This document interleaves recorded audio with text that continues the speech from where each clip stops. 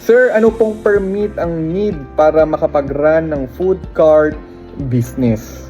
Okay, actually, good question yan. So, kagaya lang din naman, no, ng mga regular na permit ng mga normal na negosyo like kailangan magkaroon ka ng BPI, magkaroon ka ng barangay permit, magkaroon ka ng mayor's permit, no?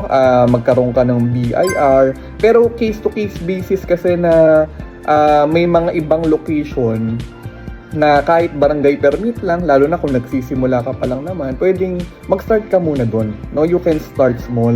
Then habang lumalaki yung business mo, habang nagkakaroon ka ng traction, saka mo kunan, no, ng mga mayor's permit at saka yung mga malalakihang permit pa.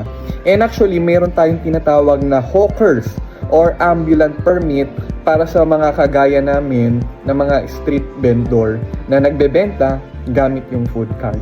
So, I hope no nasagot ko yung question mo na yun. Syempre, yung mga sanitary permit, kailangan meron ka din yan.